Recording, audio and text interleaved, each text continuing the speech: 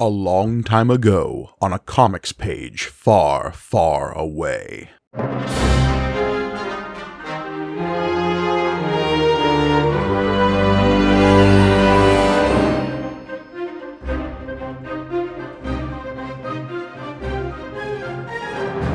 Greetings and welcome to May the Panel Be With You, the Star Wars comic book show brought to you by the Punch Up Entertainment Network. I'm your humble host, Mike Argoni, and joining me, as always, the Cinda Tar Heel to my Burl, it's John Campbell. I love the name Burl. The beloved character Burl, who we all know and treasure so deeply. This issue is just... I love when these comics are just like, here's some randos, Luke Skywalker's best pals. Wait, what? Cinda Tar Heel and Burl, those characters we all know and will definitely show up again. Don't they have a Disney Plus show now? I mean, look. Tar Heel and Burl. This fall. Well, we're look, desperate. They're cops in space. Yeah. Tar Heel and Burl.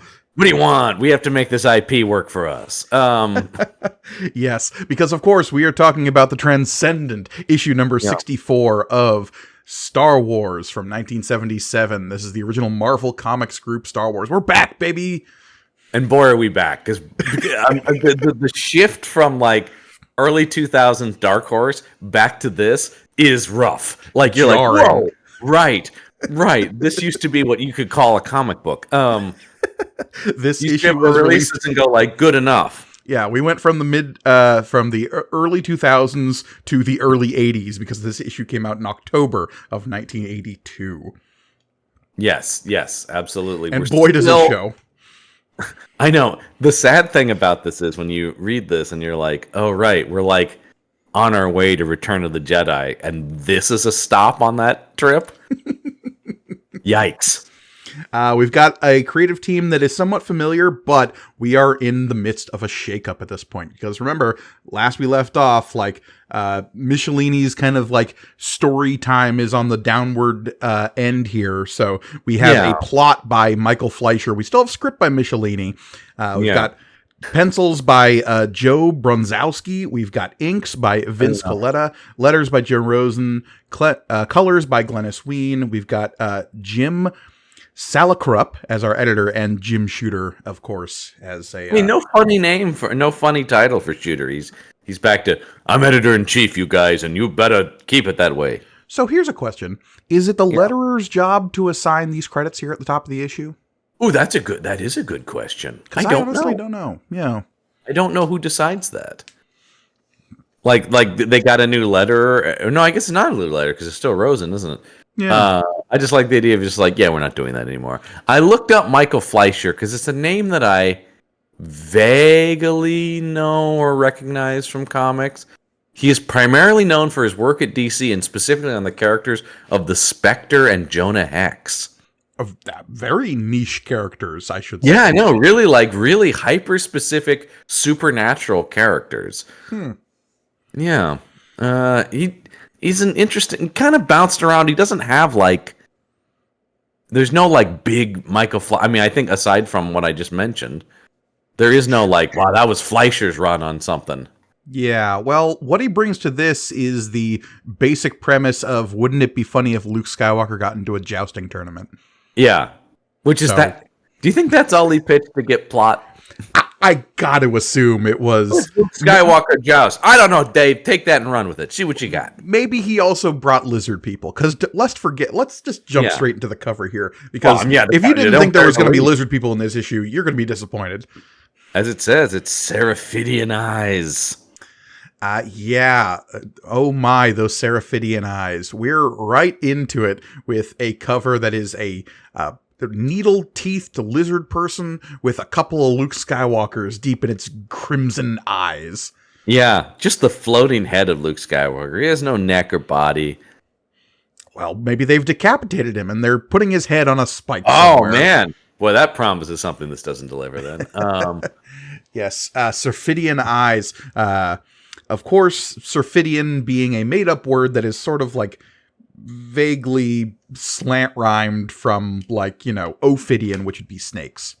Right, yeah. No, but snake starts with an S, so it's Seraphidian. Like serpent Ophidian. We got there. Yeah. We got there eventually. You see what we've done. Yeah. I mean, it is like, okay, Luke Skywalker versus lizard people. Got it. Yeah, we've all seen that episode of Star Trek, the original series. Oh, yeah, no, it does sort of feel like they're getting close to Gorn territory here. Oh, we've got some heavy Gorn influences happening in this issue. And except for way dumber. Let's get to this first page here. I mean, because we have this, we're back to our lizard face because it's on a grid now. Yeah, we all know that if the rebellion is displaying things during a tactical meeting, it's going to be on a grid. This is known. Yes. It's canon. This is it exactly. And so they, they're like, and immediately, boy, oh boy, the judgment. You mean Princess? We've got to make friends with that? Classic Burl. Little racist. That's why we love him. Yeah, you know Burl, man. He means well, though. He's got a heart of gold, all right? Heart of gold, but he can be a little judgy. Yeah, and it's a rough surface, but underneath, heart of gold. The idea that in the world of Star Wars, you would be like, ugh, that? You run into weird-looking aliens 24/7. Yeah, and look, I'm a little, like, why aren't these Trandoshans? Oh, well, yeah. Maybe it's just because we've only ever seen the one in the films at this point, and like they're not quite the big deal they will be in terms of their staunch rivalry with the Wookiees. Yeah, of course not. I don't think that's established at all at this point. No. But the thing about this this comic that I love is they're just refusal to borrow stuff from the movies. They're like, no, we got it. Yeah, and again, there's only been the 2 movies at this point. We're not that deep into expanded universe stuff. No, but we're not that deep into expanded universe stuff, but we're not even borrowing imagery from the movies and expanding on it, because, of course, that becomes basically the entirety of the expanded universe, right? Is, hey, that was a thing that was in the movie for a second. What's the deal with that? Mm-hmm. Sure. Here, they're just like, no, crazy comic book lizard creatures that you can't possibly imagine being. I could not imagine the Seraphidian race being in a Star Wars movie. Not as presented here. No, and again, we've got Trandoshans, we've got Bosk in Empire Strikes Back showing up for a second. His We're line includes lizard people. I believe his exact one line in the film is "That's it. That's the catchphrase." That's the catchphrase. Yeah. But yes, we're introduced to the Seraphidians right now in a briefing by Princess Leia. She's presenting as you all know, moment here. Which, reading through you all work here. We've pointed this out before of the classic like comic book recap of like, as you all know, I will explain because you need explaining. If you just deleted the words "as you know" from her first sentence here, it becomes less egregious if she's actually explaining it to these people. Right. But we do, Burl, if we want to survive. Yeah. She's explaining to Luke Skywalker, Burl, and Cinda Tarheel. Captain Tarheel to you. Because we killed Cherubri, but we still need a lady pilot around. Yeah. And some snooty, slightly racist guy to hang out with Luke. Yeah, exactly. Boy, this book, you really are feeling the absence of Han Solo right about now, aren't you? I love just the idea that, like, okay, we've got this huge, yawning hole where a Han Solo used to be, and we just need to just jam in as many rando characters as we can to try to fill that gap. Yep. Somebody has to be the, like, now hold on a minute character, right?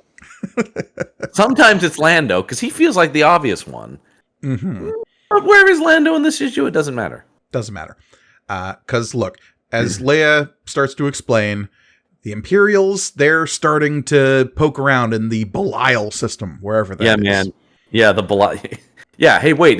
Here's a question for Wikipedia, Gurgani. Is this the only mention of the Belial system?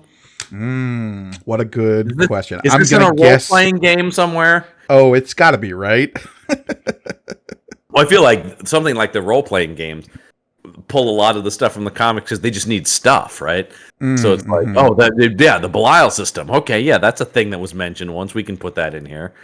Well, Or John, would you be surprised to learn that this is the first and only mention of it oh ever? no, would you believe? Yeah. Well, anyway, apparently it's a big deal in this, though. Although what I like about that, what's funny about that is even the comic gives up talking about apparently this incredibly important section of space that even going forward they don't care about. If this is the only mention of them. Yeah, but anyway, the Imperials are stepping up their presence there. Yes. And it turns out that there's a local race of inhabitants called the Serphidians there, lizard people. Yeah, our best. Maybe I'm being reductive. Serphidia, the fourth planet for the Blau system, the natives, Serps. That feels a little slurry to me. These goddamn Serps. I mean, if that's what they call themselves. Okay, yeah, they're the Serps. Uh, She's like, but we got a situation. But here's the situation: the people are with the rebellion. However, the all-powerful king of the planet is friendly to the Empire. I love the idea of a king of a planet. I know, like, Amidala was queen of Naboo, but even then, we're democratically elected queen, lest we democratically elected queen. But even then, we're immediately shown, like, yeah, but there's a whole population that don't like submit to her rule. Yeah. Right? Yeah. Boss Nos isn't hearing that bullshit, man. Right. So I just love the idea of like I'm the king of the planet. Yeah. I just like the idea about they're very sympathetic to rebellion, but their current monarch, King Shisa. Sasha. God, that's such a rep. Right. Of course. Yeah. He's a tyrant who rules with an iron hand and definite imperial leanings. I mean, so it's up to you to go to Serphidia and change a few. So basically, she's asking them to coup a planet? Well, I think it's more that, like, okay, the Empire's up to some stuff in this system. We don't know what they're up to. We're never going to learn. It's fine. But... yeah, and it won't matter for the battle going forward. Nope. The war won't matter about this at all. And all we need is a couple of informants on the planet. So their mission, as presented here, is you go there... You talk to some people on the planet that aren't related to the king, see if they can let us know if the Empire gets up to any shenanigans around. Spoiler alert, they're gonna end up cooing this planet, though. They will end up doing a bit of a coup, yes. It's so stupid. Anyway. 3PO's got to get some funny dialogue in here about, like, oh no, what a pity that we can't come along. It's on brand 3PO jokes. I'm not laughing, but I'm going, yeah, it fits. Where he's like, what a pity. R2 and I are due for our annual worn parts replacement. We might have been a help. And then Burl's like, well, wait a minute, 3PO makers. No. It's classic Burl and 3PO repartee here. Classic. God, oh my God. The drawing of... Let's talk about what Burl looks like for a second. He's got a high and tight military crew cut. And then just a wispy little mustache. How I kept thinking about him in my head is, what if Cannonball from the New Mutants and Vincent Price had a kid? Yeah, that's pretty dead on. I'm nigh invulnerable when I'm blasting. I was up for that part. God. Yeah, sorry. Now, what's funnier, Vincent Price and actors of a contemporary age filling out the New Mutants, or just Vincent Price being old and weird in the New Mutants with a teenage cast? Price, the rest are teenagers, yeah, right. Okay. Let's go, everybody. We're late for class. I hope Professor X isn't too upset. Anyway, thankfully we know that the briefing is over because the comic book tells us it is. The briefings. I know. Do we need the briefing session? Kids might be confused. The briefing sessions is over, kids, because here they go. We're three X-Wing fighters rocket from a hidden hangar while a Hoojib watches them. Lest we forget, they are sharing the planet with Hoojibs. Mm-hmm.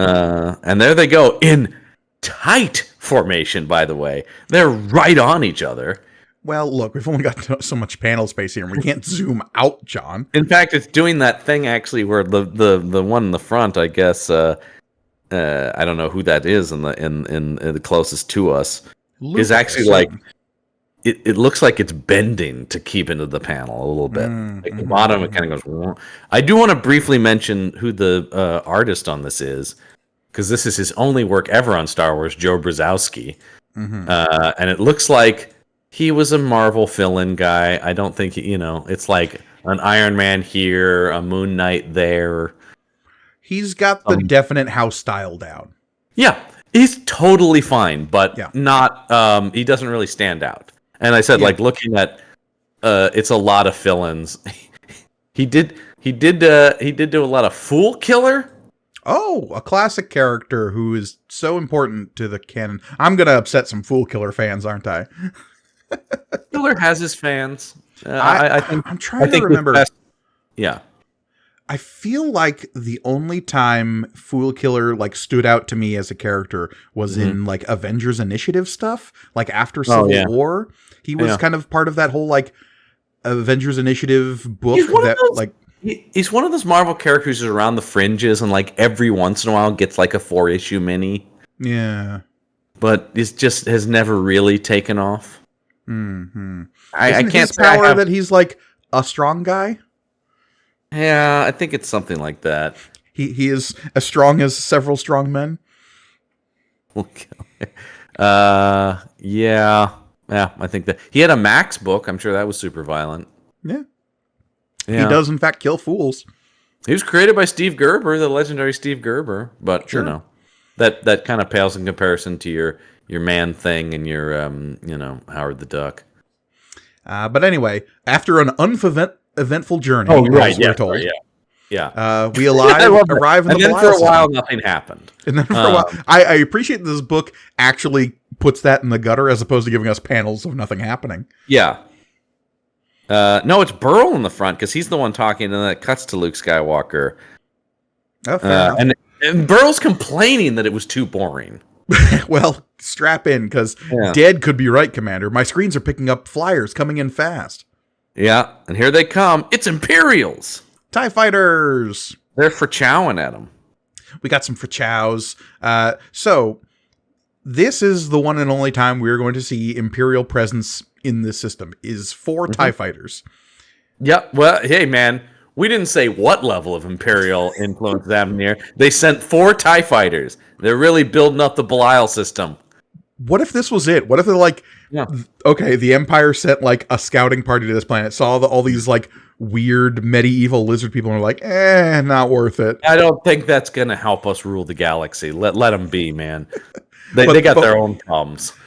But of course, by escalating the situation, now the Empire's like, well, what if the rebellion's there? Yeah. Well, I guess that doesn't happen because we never come back to this system ever again. So it's true. So yeah, we're in a dogfight now. It's a pretty reasonable dogfight.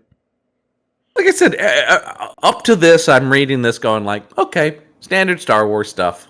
Yeah. We got some Thrax, we got some Chooms, we got some Zakaus.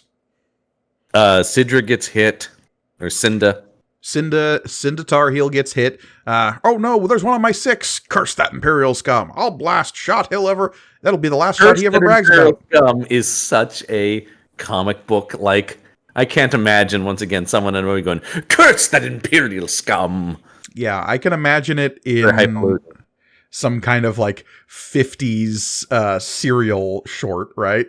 No, it is still like the thing with this comic. It is still oddly leaning on the influence of Star Wars more, which is the Flash Gordon-y. There's still so much Flash Gordon in this comic. Well, because all the people making it came up on Flash Gordon, right? Yeah. And like Princess of Mars, and like they're all still leaning on this like serial pulp, like the science people who fantasy. Saw Star Wars for its influences, as opposed to the younger generation that was blown away by the shock of the new. These are people who are going, "Oh, this is like that other thing that George Lucas was inspired by." Mm-hmm. So it's got it. I know Flash Gordon. You're like, yeah, but it's not exactly Flash Gordon. So yeah, Cinda's hit, and she's going down. And the only way she can make it is by doing a crash landing on Surfiti. Surfiti? Yep. What is that the name of the planet? Surfiti, yeah. So she does it. I mean, I gotta say, it's that when they talk about like, whew, she did it. I'm like, yeah, just barely. Her like one of the wings scrapes it gets pulled off by a rock, and she careens to a fiery. But they're like, she's good. I mean, I guess it speaks to Cinda Tarheel's capability in this issue. That's like, I mean, it even says in the caption, but Captain Cinda Tarheel has more going for her than luck. She has the skill and iron nerves of a seasoned combat pilot, and she uses them to make a dangerous approach run without incident. We know how good Cinda Tarheel is. Obviously, of course. Such a classic character. Double checking to see if she ever shows up again. Oh yeah, that's a good question. And no, she's in a role playing. Well, all right, okay. Actually, interesting. Wait, you forgot about that whole sequence in Return of the Jedi. No. So, she exists in the new canon, technically. Oh, does she? Yeah. So she appeared in one of the short stories in the Empire Strikes Back from a Certain Point of View book, which I know you and I are both fans of those Certain Point of View books. So clever. And she also showed up in a one of the ones from Return of the Jedi. Okay. I mean, I have no issue with this character beyond the way this comic is like, And let's see, does she ever show up again in this book? She should. I'll just leave it here. She should, based on how important she is in this, but I'm guessing she doesn't.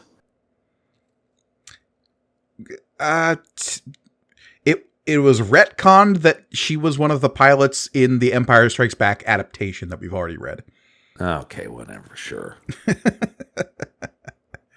Yeah.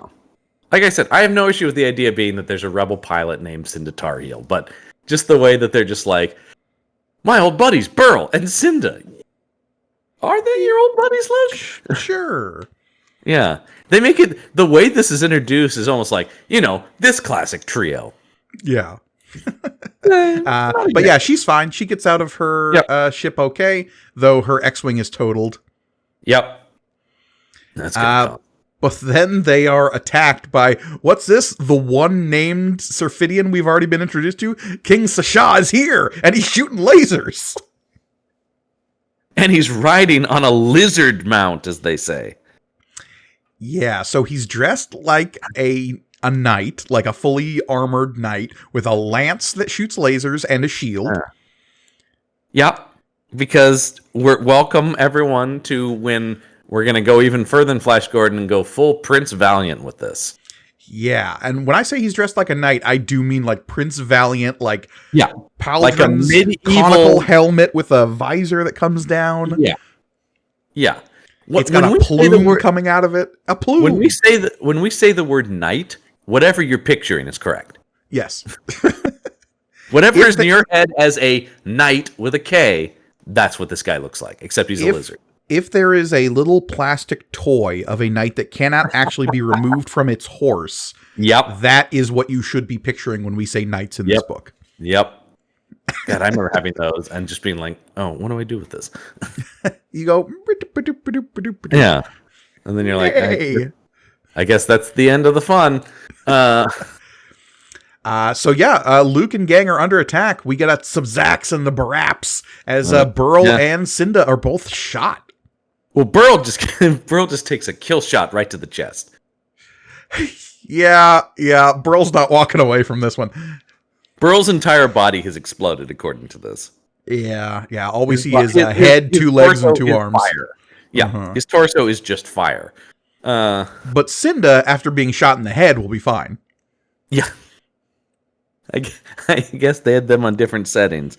And Luke, based on this drawing, appears to be having some sort of Mr. Fantastic powers. Look at how long his torso is getting. Is his torso long, or is it just blending in with the color in the background? I really can't tell. Well, it's creating the effect of him stretching. Yeah. Which is weird. By the way, did we mention that they're shooting the lasers from their lances? Lances. Yeah. No, this is some Thundar the Barbarian stuff. Yeah, totally. Yeah. And For then those who don't I know, gotta say- Thundar the Barbarian, very influential on like early science fantasy nonsense, Sure. at least in animated circles. Oh, definitely, yeah. And then I gotta say this action sequence is where this guy suffers a little bit for me as an artist. Because I really don't know what's going on. Yeah, and you get some weird stuff like when this close up of Luke firing, he's like shooting his gun with his wrist out to the side. Like it just doesn't the motion of it. He's better with the ships and stuff than the physical action of humans. Yeah, because Luke's got his blaster out, and he's shooting some of these Serphidians. I'll be honest, I'm actually impressed that this one remembers that Luke should not have a lightsaber at this point. I know. And he is also thinking, God, I know this is a peace mission, but I gotta waste these fuckers. Yeah. So he takes out one of them. It says, I was shocked. No. I gotta drop this motherfucker right now. He says, or he thinks to him, we're back to Luke like endlessly monologuing to himself here. It never ends in this comic. I know, he thinks to himself, I know we're on a mission of peace, but I can't just stand around and watch my friends or myself get slaughtered. Unfortunately, these Serps don't see it that way. They're cutting me off from Cinda and Burl, and every time I hit one of them, 3 more take their place. I've got no choice. I have to run for it, and then sneak back later and try to help the others. That might be part of my issue with the art. You know what would be nice is if we saw more of these guys show up rather than Luke just saying 3 more take their place. Yeah, we only ever see 3 of them. It's a suggestion. I don't know. It's a visual medium. Yeah.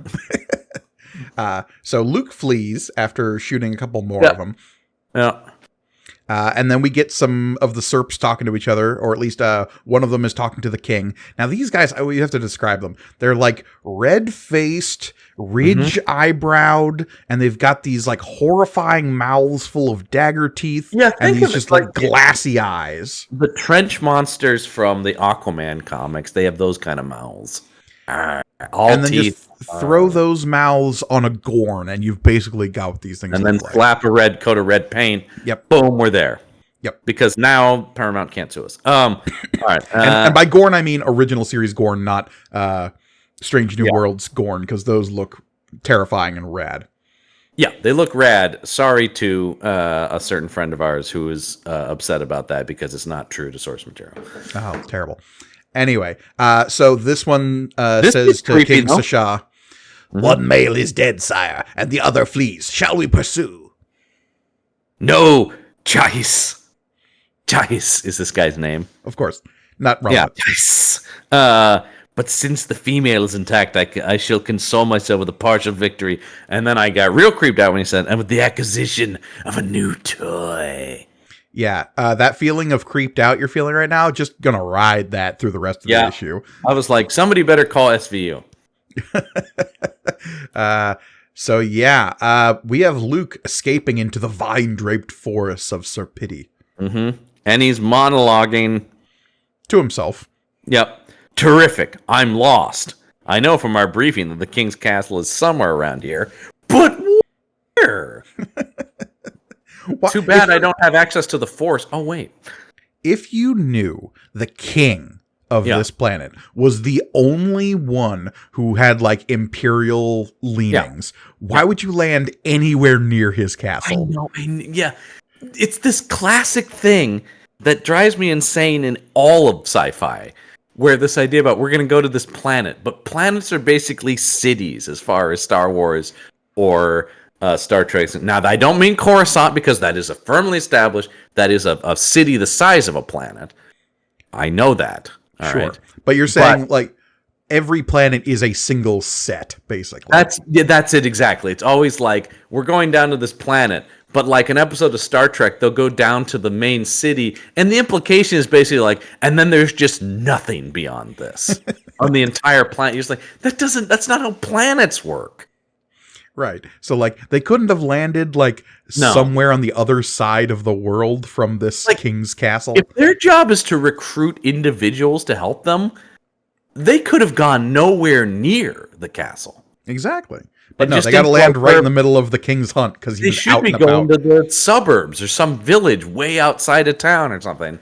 No, Or landed at night when there was no possibility of him being out. No, they land apparently so close that he was right on their ass. Yeah. Anyway, Luke hears a gya. Yeah. Which can And- only mean one thing. Another lizard man being attacked by a Muppet. And you can tell he's an older lizard man because he's the same design as the other ones, but he has a big, long white beard. Okay.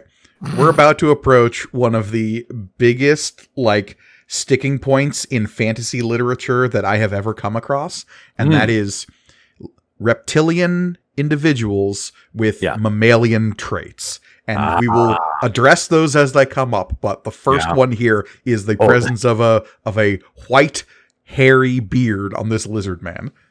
Yeah, he stole a beard off of a Gandalf costume from a Party City. Basically, that's what it looks like. It really does look like that. Yeah, anyway. And Luke walks up and he's like, oh, shit. An old Cert being attacked by some sort of carnivorous plant. By the way, carnivorous plant, it's got eyes. This is like a living creature. Yeah, but Luke's going to kill it anyway. Yeah, die. He's and also, this Serp is dressed like a knight. And again, just exactly like what you think a knight looks like. Yeah, it's except it's purple, of course. Except it's purple. Face. But so Luke has a little bit of a misgiving here of just like, well, he's dressed like the ones that attacked me, but I can't let him die. I just like the way, though, that he's like, well, I can't let him die. And then the way he's drawn, just casually being like, pew.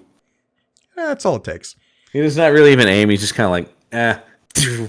Got it. And we're introduced to Elglee. I'll give him this. He doesn't have a sh in his name, so yeah. Is he even a member of this race? No.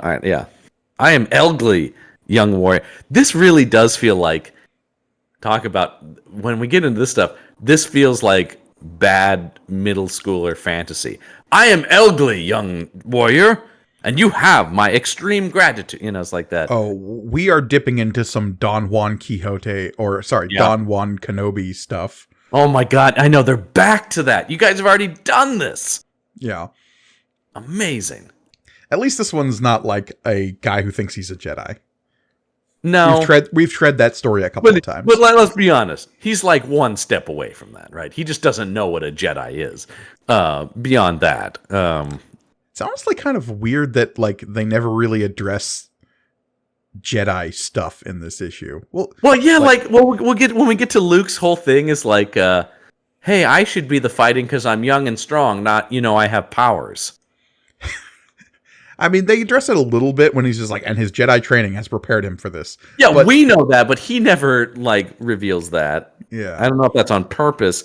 Anyway, he's like, hey man, I'm so glad you helped me. You should come have dinner at my house or whatever. Well, specifically, he's just like, Luke is like, hey, old man, what are you doing out here? And he's like, I'm preparing for the Doom Joust. By the way, Luke's like, what's a Doom Joust? They worked real hard on Doom Joust, too. I do love the phrase Doom Joust. I'm just saying.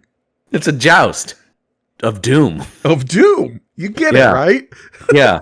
Does seem like something should be happening in Latveria, but Luke doesn't get it though. He needs an explanation for the Doom Joust. I know. I do like what's that? It's like, well, pretty self-explanatory, but okay. So we don't know that Luke even knows what a joust is. To be fair, that's true. Well, yeah. It's another thing. Once again, in the Star Wars idea that always gets me when they're just like, Star Wars is so good at having a Star Wars version of a thing that when they throw in something from our world, I mean, because we often are talking about jousts. Well, at medieval times, dinner and show. Oh, what a show, too. Which, actually, really sad that the state we live in doesn't have one of those. No, because I think we would be there. We would 100%. Every Mike Gargoni birthday would be at medieval times. Hell yeah.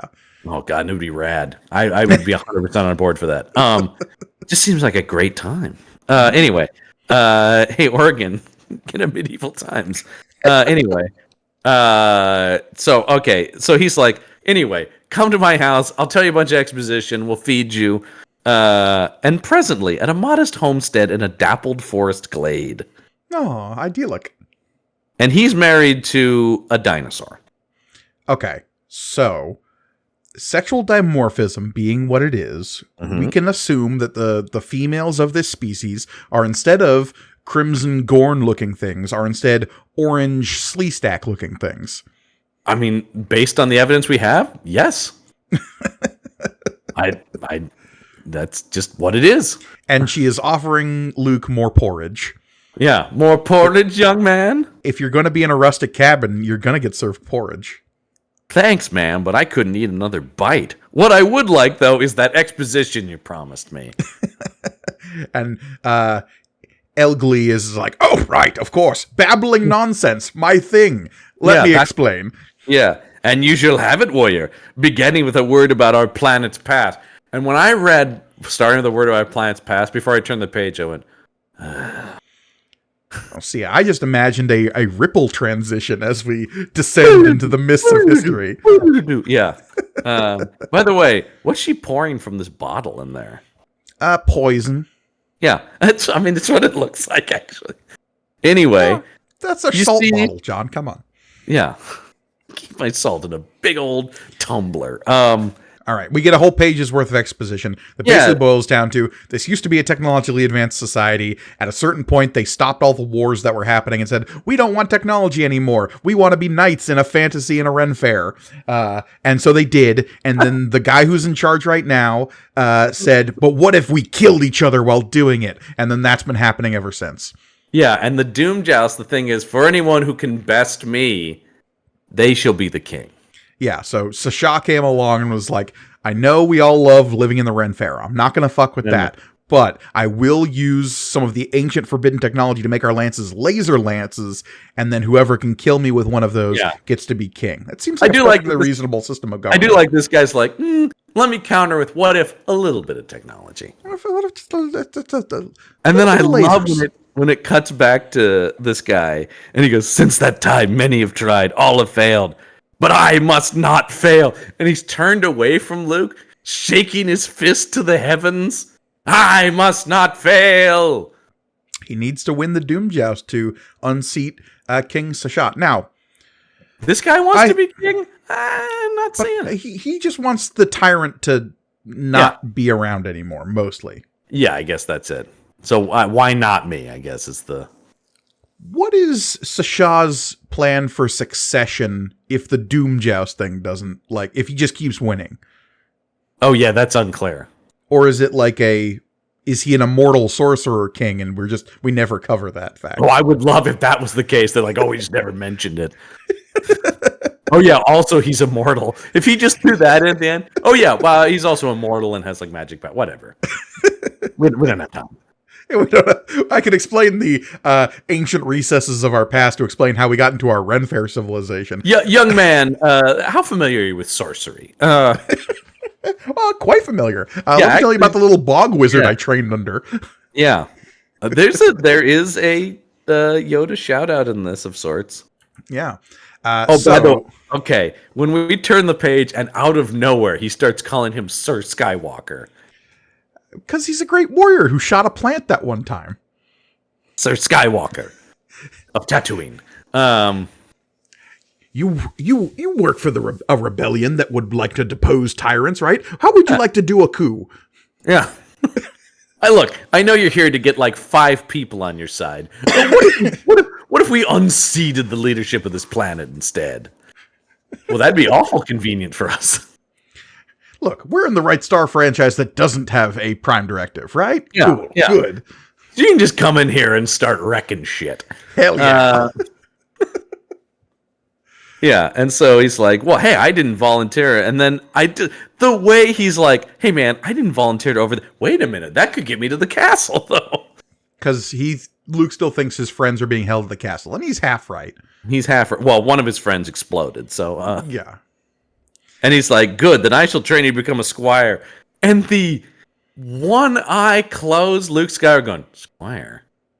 Do you know? Luke Skywalker, he's a second away from nobody's squire. He's a second away from going, do you know who I am? Do you know my deal? Luke Skywalker, destroyer of the Death Star, right here. That was me, buddy. Fought Darth Vader, walked away. Any of this ringing any bells?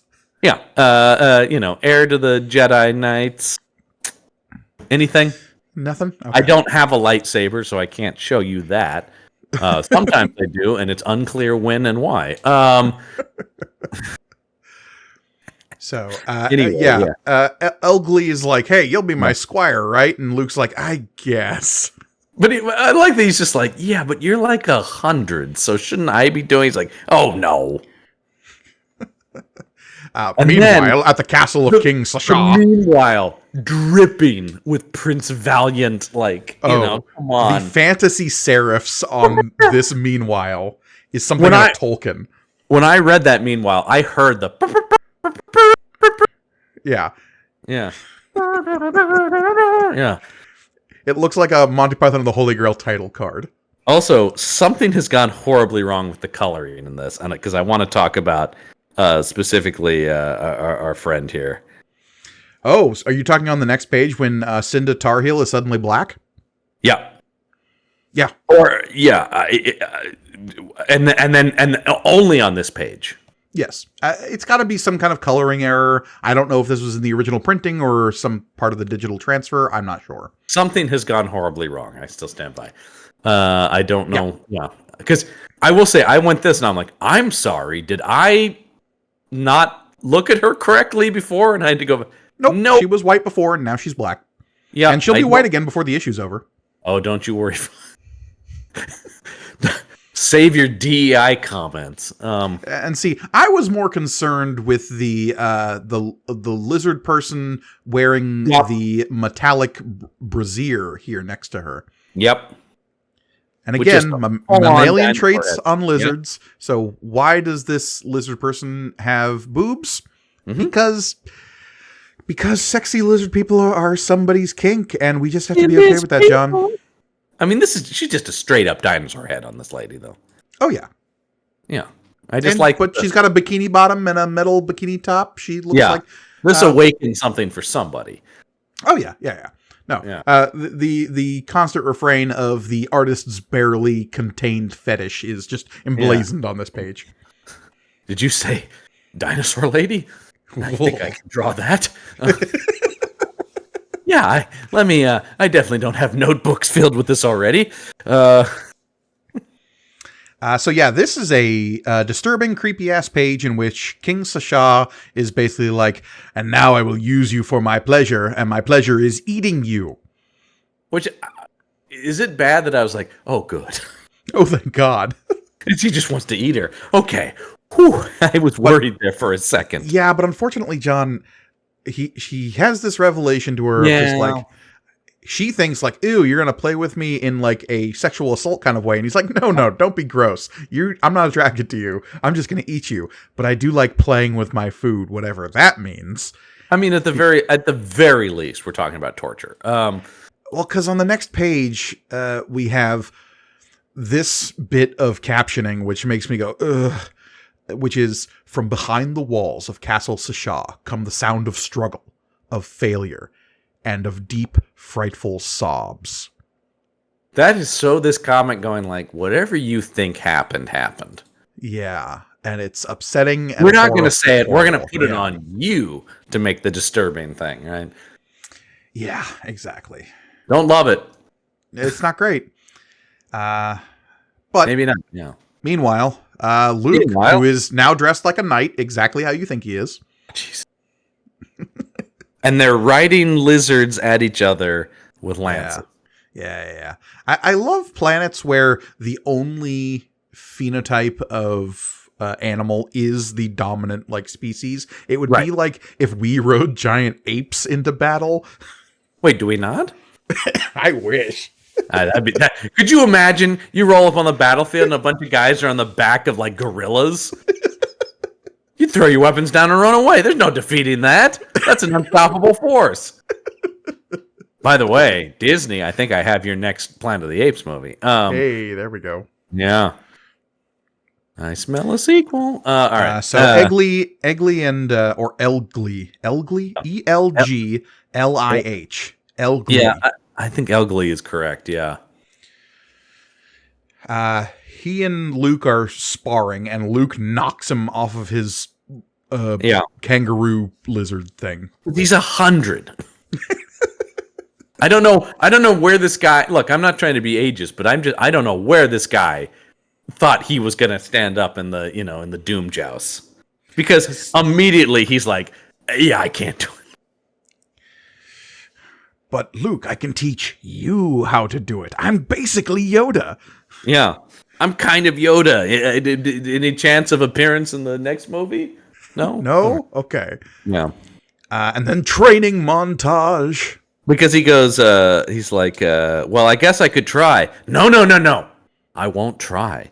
I'll do. And then he turns to the camera and says, remember? Like Yoda. And he winks, and he's actually winking in the frame where he says that. You know, like Yoda. Remember him? He was a cool character. We can't use him right now, but The captioning says, the training intensifies and Luke Skywalker learns quickly, finding that his previous experience with that ancient Jedi weapon, the lightsaber, serves him well. Yep. And it's got Luke on a kangaroo lizard and Luke with a long sword. I just love the idea that, like, oh, I know how to use a lightsaber, therefore this laser lance is pretty easy. You know the difference between a lightsaber and every other melee weapon? Weight. Yeah. I don't know how much Luke Skywalker benches, but I'm guessing it's not a ton. He's not built like that. Yeah, no, he's not. He's a what would they say? A warrior fighter. Yeah. He's lean. He's fast. He does all the flips and shit. Yeah, but I don't think of him as hefting a broadsword. Yeah, not necessarily. I can't see a claymore in his grasp. That's all I'm saying. I would be surprised. That would be out of character. But I don't. How long do you think this training montage lasts for? I mean, how long could it be? I mean, really, like, you know, a day, a night? Yeah, I mean, no more than like 2 days, right? Like a weekend, maybe a weekend. But as the time for the tournament draws near, he wonders if it will serve him well enough. As lizard people with tabards are tooting horns to announce the tournament. Yeah, it's the frickin' contest from Robin Hood. It's 100. It's got so much Robin Hood vibes. I do love the way that this lizard lady is telling Tar Heel here that it's like, hey, you should be honored. The king wants to eat you. Stop it. And yeah, Cinda is white again. Just FYI. Oh yeah. For those not watching on YouTube, keeping track of Cinda's current racial identity. Yeah, she's back. Now she's dressed like Princess Diana in casual wear with like a long flowing white gown. Is this guy's idea of playing with his food? Is like, I'm going to dress up when I'm going to eat in fancy clothing? Weird. Yes. I mean, yeah. Well, the guard comes and says, how are the preparations? The king's chef is a picky one, you know. And they've got her in a big cone hat, once again, like Maid Marian, you know. Oh, yeah, 100%. Chef! Oh, no! At this point, Cinda leaps into action. Why didn't she do this earlier? No idea. Because she takes these guys out like no problem. Yeah, there's a couple of panels here where she does some chalking and some flipping and then some walking, and suddenly she's free. By the way, that guy getting walked into the wall, he is dead. Yeah, that's the neck snap. Yeah, the neck's not supposed to bend that far backwards. No, he is at the very least paralyzed. And then out of the shadows comes what I can only assume is a Ferengi for a second when he says, "Well done, Human." I was like, Quark? That is the Ferengi, like, cursed humans. Yeah. Yep. And Klingons go back and forth on whether or not they pronounce it that way. Yeah, that's a Klingon by Klingon decision. Yeah, but universally, all Ferengi do it like that. Oh, yeah, absolutely. Anyway, yeah, no, it's... Is this the king himself? This is the king, yeah. This is Sasha. Just running around, man. He just appears out of the shadows and says, "There's fire beneath your pallid flesh. I like that." Yeah, I thought him saying "daddy like" was unnecessary, but but he says, "Once the tournament is done, that fire will be mine, as will be in my belly, perhaps with a bit of salt." Yeah, fire in my belly. Anyway, yeah, and he knocks her out with a backhand, I guess. Yeah. Anyway, why is she like totally indefensible against him, but could take out two guards no problem? She took out who I don't think were any weaker than this guy. I don't think is he that much stronger than unknown. Yeah, I mean he's the king. They're not generally like the the big strong guys necessarily. Well, this guy's whole kingship is precipitated on beat me in a doom joust and you can be king. So actually, I think that is pretty good evidence for him being He does strong. have a sign over the entrance of the castle that says, fucking try it. Fuck around, find out. That is emblazoned on his crown. Yeah, that's it. That's the crest on the flag and stuff. So fuck around and find out. Honestly, not the worst basis for kingship. No. Well, I mean, here's the thing: is they didn't have that terminology. That's kind of written on some crests, I think. Basically, Fair enough. In much flowerier language, but essentially means fuck around. Anyway, the Doom Jousts have begun. Welcome to the Doom Joust, and the only challenger is this old man. So this will be over quick. Don't worry, folks. You'll be home in time for dinner. He's gonna kill this old dude. I love the idea that the king is just like, look, I'll hold a Doom Joust whenever you want. I fucking love these things, but someone's got to bring it. And at this point in this species history, they're just like, we got a Doom Joust, and who do we got? Yeah. Elglee? How about you? Well, it makes it seem like everybody else is kind of just like, I don't know, we were just letting it slide. This guy made a big deal about wanting to do it. Nobody really wants in there, but I guess if he insists. And Elglee, in his Sunday finest, his nicest tabard that falls to thigh height. He's like, actually, I'm not going to do it. This guy is. So we have Luke rolling up in his best knight's costume, and he recognizes Cinda. Cinda recognizes him, and the king is like, oh, so the humans are in league. Well, I wasn't going to do this, but since that's the case, time to kill this kid. This is going to look good, folks. Check it out. This is going to be over quick. Yeah. Luke is jousting. The whole, by the way, the idea that these lances shoot stuff makes jousting interesting.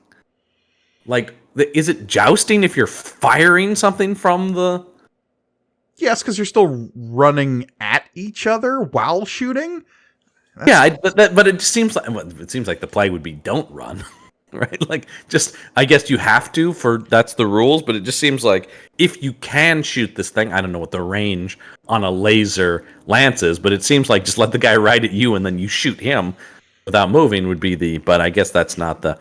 But we also see in this page that the shields can block the lasers. That's because Blast, he blocked my energy bolt with his shield. I'll have to do better on the next. Oh no.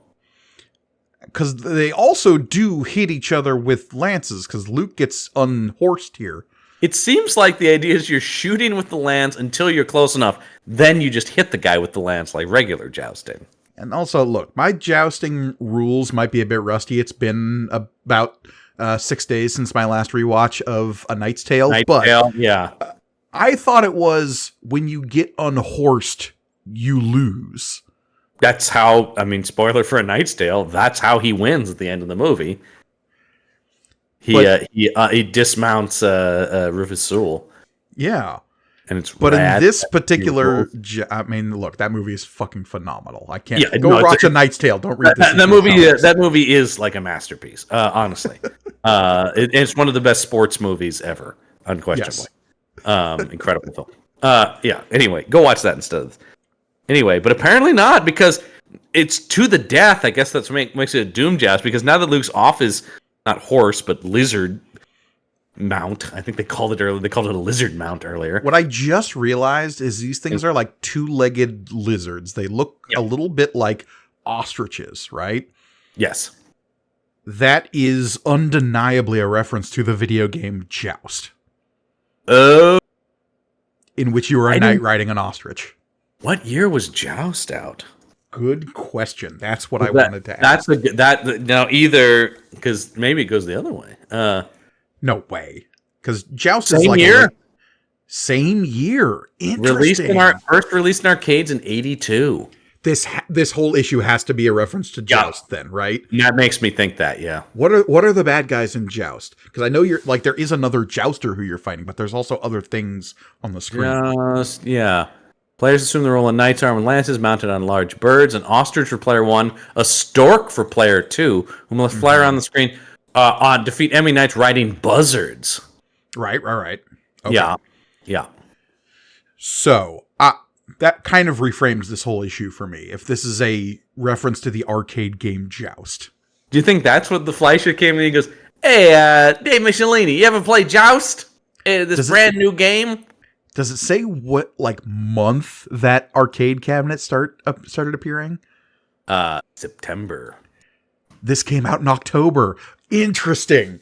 I think that's not enough time, actually. Maybe not. Unless they really rushed this thing. They were yeah. That's a weird coincidence, though. Yeah. Because then it went to home the next year. Then it was on, Sure. your. But it would have been.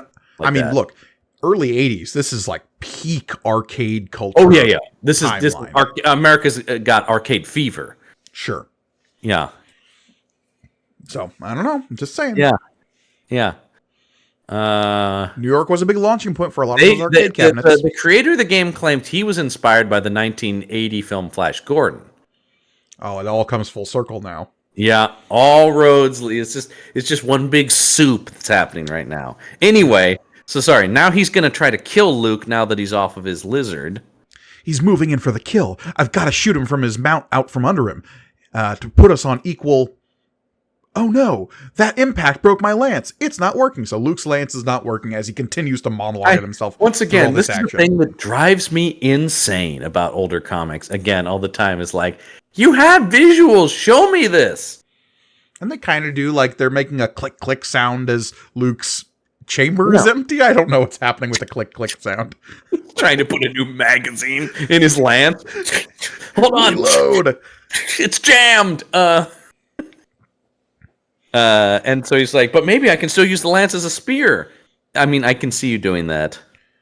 Yeah, so he throws the lance at King Sasha and unhorses him as well.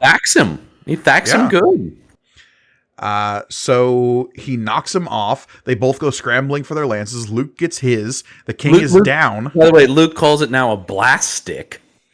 Sure, why not? Yeah. And then Luke, being Luke, says, "Okay, King, the choice is yours. Do you give up, or do I do something really nasty with this lance?" Because the implication here is it's still Luke's lance that's broken. He would basically have to drive this thing into this guy's body to kill him with it. Which, at least according to what he's saying here, he's got no problem doing. I mean, we do know the comic book Luke is a little bit more bloodthirsty than movie Luke. Oh, yeah, we've talked about this guy. He puts fuckers in the ground. But the king says he yields. He yields, yeah. Which means not only does he lose this, but he loses his whole kingdom. Yeah. But then the funniest thing in this book happens when Elgley is just like, "He's coming right at you, Luke." What? And then they just blow this guy to hell. Because he says, "Look out, stripling! The cur's pulling a microjolt from his tunic." Now, what any of that meaning? I mean, based on what he has here, he's got a drop gun. He's got a backup piece. Oh shit! Under his tunic, he's just gonna wait till Luke and then shoot him in the back and be like, "No, it's still my kingdom, baby." He had a snub nose in his boot. There ain't no rules in Doom Joust. There are no rules in Doom Joust. Why create the premise of a joust to begin with? Why not just have it be a death match with no rules? In front of everybody. Like I said, if he shot him in the back, he's going to have to argue to everybody. It's like, well, that's how it goes. It's just the nature of the Doom Joust. Yeah, that was his mistake for not bringing a second gun. But thankfully, does Luke kill him or does the old man kill him? I think Luke kills him because Luke's holding. Why isn't Luke king? Well, they talk about he should be, but he's like, no. Also, Luke's stick was broken. Like, we see him holding the broken lance in the last page, and then in this page, it works and he shoots him and kills him. Yeah, I know, that makes no sense. Because the old man's just holding a stick. Yeah, and it's clearly, okay, so that second panel there, we've got Luke shooting from the hip with his lance, which, man, the recoil on that thing has got to be insane. Well, look at that. I mean, like, much like when Burl died earlier, this guy's just getting exploded by energy. Yeah, and I guess the king does have some kind of handgun in his hand that goes off as he's getting killed. Yeah, there's a minor... And Luke standing over his charred body is like, is he? And, Elgley is just like, aye, lad, the king is dead. Long live freedom. Yeah. Oh boy, is he ever dead, man. Look at him. Hard cut to lizard jester. Maybe the funniest cut in this. I laughed so hard, like, I'm sorry. What? What now? I love this society. This is straight up Star Trek nonsense where it's like, look, we're horrible lizard people that eat humans, but we've based our whole society off of Ren fairs, basically. We've got jesters with dangly hats. We've got kings with crowns. We do jousting, the whole thing. No, we're all in. We found this book. That's the Star Trek thing. We found this book, and now it's our Bible. We worship at the feet of Canterbury Tales. Anyway, yeah. we found Chaucer's our Bible. Yeah, anyway. And so he's like, it is. By rights, Sir Skywalker, it should be you wearing this crown. Is where he's saying. He's like, nah, you do it, old man. Besides, you can do us both the most good by remaining king, by ruling your people with compassion, with justice, and with a strong bond to the Rebel Alliance, am I right? Propping up some kind of government here to fight and thwart the Empire? Yeah, wink wink. I guess it works since we never hear about the Belial system being a problem again. Yeah, it's all good from here on out. Thanks to now we've got our wizard bearded king. Dethroning dictators has never gone badly for any government ever. No, it always works out constantly. America is nothing but that story again and again and again. So yeah, now it's time for Skywalker and Tar Heel, that old classic duo, to get out of here. But boy, I only wish Burl could have been here to see the coronation. Oh my god. Then the ghostly image of Burl. We get this inset panel of the, like, remember all the good times we had of the earlier part of this issue. Yeah. Also, I just love the idea of Luke going, no, he would be happy he died for the rebellion, actually. Yeah, I feel the same way, but Burl joined the rebellion and to bring freedom to the galaxy, and I think he'd be happy to know that he died on a mission that succeeded in its own small way. I guess. I mean, once again, isn't that putting a cart before the horse, man? I mean, I mean, as far as we know, we've seen 4 Imperial TIE fighters, and I guess that's the end of it, but... I kept waiting for the reveal of just like, oh, and the king has a stockpile of Imperial weapons, or like, he's got stormtroopers backing him up. Well, yeah, because I will say, here's the thing. If the Empire really wants the Belial system, you think this old man's gonna put up a fight against them? They'll come in here and stomp the shit out of these people. Again, if they really wanted it. Their whole thing was... we want to live in a Ren fair. We threw away all of our technology on purpose. They're rolling up with fucking Star Destroyers. This is their planet in 2 seconds. They're going to glass this whole place, man. Like, look, Wookiees live a kind of, like, rustic lifestyle on Kashyyyk, but at least their technology is meant to, like, blend in with the environment and, like, work with nature and whatnot. But there's not, like, literally throwing away all of their blasters so they can live in a Ren fair. I guess the Empire is ultimately done in by, like, tree traps set by Ewoks, so, you know. That's, you know... I'm not going to go into what Project Cinder is, but we'll get to it eventually. Okay. They're not undone, necessarily. That particular outpost is certainly thwarted by tree trunks and boulders. It bloodies their nose, man. But there's a whole ass rebel fleet that you're not giving a lot of credit to up in the stars. One thing we didn't count on were these logs on ropes. Damn it. Anyway, let's turn to the last page, because something interesting here. Yeah, well, we let's not forget Burl here. Come on. But yes, on the last page. Burl got what any of us could ask for, a horrifying death for the right reasons.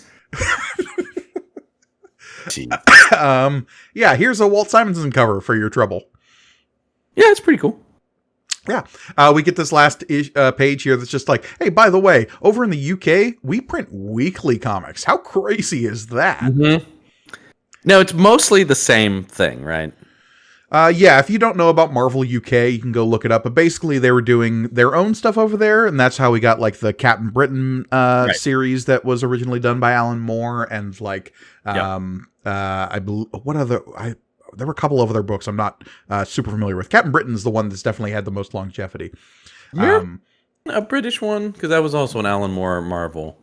Maybe. But anyway, how they would reprint American comics in the UK is split them up into even like further smaller portions to dole them out week by week, basically. Yeah. Right. And usually it would be like mixes of different issues that were like presented as a weekly comic. So you'd have like the Daredevil story and a Fantastic Four story and a Spider-Man story and like 6 pages of each kind of blended together. Yeah, Miracle Man was a similar thing. Oh, cool.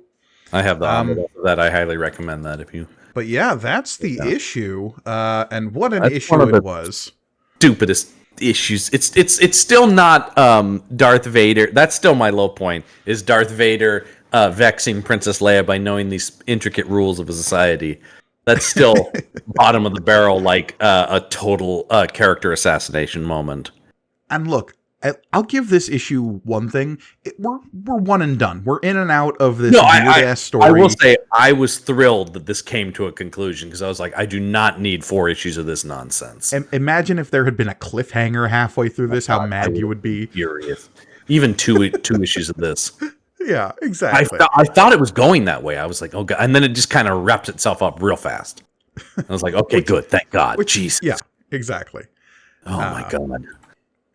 No, it's not good. But I agree. It is harmless. It really doesn't do anything other than kills our beloved Burl. R.I.P. And look, next issue, we're promised that Luke Skywalker stands on trial for treason and Leia fights alone. So, I mean, already we're in a whole other... How many times this guy'd be put on trial for treason? Am I right?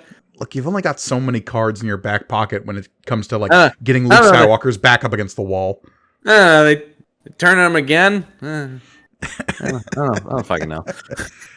Particularly the closer we get to Return of the Jedi, they're like, hey man, we're about to get a whole bunch of new information. We've really got to tread water. Yeah. Because imminently there's a new official chapter. So, yeesh. Anyway, I would like more Princess Leia. Here, just having her be like, here's your mission, everybody. Now go away, Luke, with unfamiliar characters. Maybe some Lando. I'd like to get some more Lando in here. It's so interesting that this book sort of leans away from Leia action heroine, right? Like, we'll get that occasionally, but so much more often she's just the exposition giver. They appropriately portray her as a key leader in the rebellion, but unfortunately that also means that they're trapping her as like the am of a James Bond story, right? Where it's just like, well, here's your mission. Or to turn to Mission Impossible.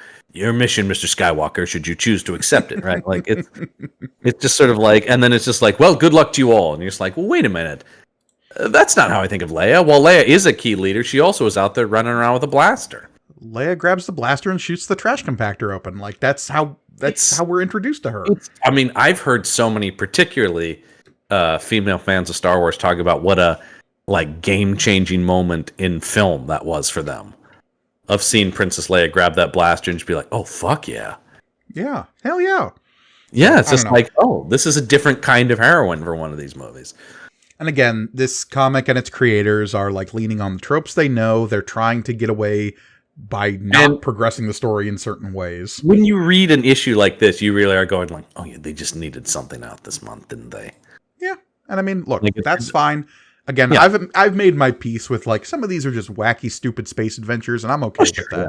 I mean, I'm not too upset. Like I said, what I have more into this issue does not do the thing that really upsets me, which is when they really violate the characters in some way. Nobody here feels like totally off.